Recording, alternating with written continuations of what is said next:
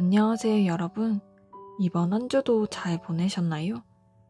요즘 강아지 산책을 자주 못 나갔었는데요. 문득 드는 생각이 퇴근하고 바로 나가면 되겠더라고요. 그래서 요즘은 미세먼지나 황사가 심한 날만 아니면 퇴근하고 바로 산책을 나가고 있어요. 막상 그렇게 해보니까 강아지들도 좋아하고 저도 마음이 참 좋더라고요. 이걸 왜 이렇게 미뤘을까 싶었어요. 이렇게 이것저것 생각하지 않고 그냥 루틴처럼 바로 하니까 자연스럽게 되더라고요. 그러고 보니 신앙생활도 비슷하다는 생각이 들었어요.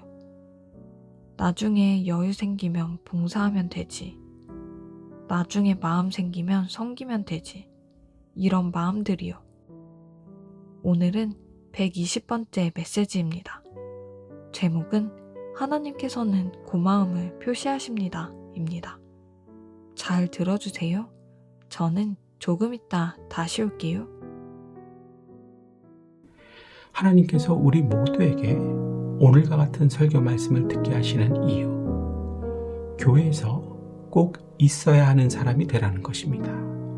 그냥 다니지 말고 꼭 있어야 하는 사람이 되어서 잘 되는 사람, 앞길이 열리고 하나님께서 책임져 주시는 사람으로 축복 가운데서 살라는 것입니다. 이런 삶, 이런 인생 다 살아가실 수 있기를 주님의 이름으로 축복합니다. 그렇다면 어떤 사람이 교회에 꼭 있어야 하는 사람일까요? 본문의 가르침을 따라 상고해 봅니다. 먼저 15절입니다. 형제들아, 스데바나의 집은 곧 아가야의 첫 열매요 또 성도 섬기기로 작정한 줄을 너희가 아는지라. 내가 너희를 권하노니. 고린도 교회의 기둥 같은 일꾼 스데바나는 바울이 직접 침례를 준 고린도 교회 신자들 가운데 한 명으로 교회 일에는 항상 앞장을 섰습니다. 이 서신이 기록될 당시에도 걱정하며 염려하고 있는 바울을 찾아와 에베소에 함께 있었습니다. 스데바나를 비롯한 그의 집안 사람들은 그리스 남쪽 지방인 아가야에 있던 고린도에서 가장 먼저 바울에 의해 전도받은 사람들, 즉 첫 열매였으며 이들은 교인 섬기기를 마음에 작정하고 많은 헌신과 봉사를 했습니다. 이처럼 교회는 평신도들의 열심이 반드시 있어야 합니다. 목사 한 사람의 힘만으로 되는 것이 아닙니다. 뜨거운 마음으로 헌신하고 사랑으로 봉사하며 계속적으로 전도하는 평신도들의 노력이 뒷받침이 되어야 한다는 것입니다. 그래야 목사는 용기를 잃지 않고 담대하게 목회에 나갈 수 있는 것입니다. 이것이 교회의 원리요 하나님의 뜻입니다. 그래서 교회에 꼭 있어야 하는 사람은 섬기는 사람, 헌신하는 사람, 즉 봉사하는 사람입니다. 따라해 볼까요? 교회에 꼭 있어야 하는 사람은 봉사하는 사람이다. 미국에서 실제로 있었던 일입니다. 어느 고속도로에서 타이어에 펑크가 난 리무진 한 대가 서 있었습니다. 그것을 본 어떤 트럭 운전사는 자신의 트럭을 세우고 타이어 교체하는 것을 도와주었습니다. 그때 리무진의 창문이 열렸고 트럭 운전사는 깜짝 놀랐습니다. 세계적인 재벌인 도널드 트럼프의 얼굴이 나타났기 때문이었습니다. 트럼프는 뭔가 고마움을 표하고 싶다고 했지만 트럭 운전사는 어려운 것을 도왔을 뿐이라며 거절했습니다. 그래도 트럼프는 꼭 고마움을 표시하고 싶다고 말했고 트럭 운전사는 정 그러고 싶으시다면 내일이 발렌타인데이인데 저희 아내를 위해 장미꽃 12송이만 붙여주시면 좋겠습니다. 트럼프 씨가 보내주신 장미꽃이라면 아내가 깜짝 놀라겠네요. 이렇게 말하며 자신의 집 주소를 알려줬습니다. 그리고 다음 날 트럭 운전사의 집에 장미꽃 24송이와 편지가 도착했습니다. 그 편지에는 발렌타인데이의 행복을 빕니다. 당신의 남편 친구 도널드 트럼프로부터 주신 당신 집안의 빚을 다 갚았소 라고 쓰여 있었습니다. 사랑하는 여러분, 이 이야기를 듣고 무슨 생각을 하셔야 하겠습니까? 트럼프 같은 인성을 가진 사람도 좋지는 않지요. 고마움을 표시하려고 하는데 우리 하나님께서 교회를 위해서 봉사하는 사람에게 고마움을 표시하지 않겠습니까? 어떻게들 생각하십니까? 제 말이 맞지요? 하박국 2장 4절로 가봅니다.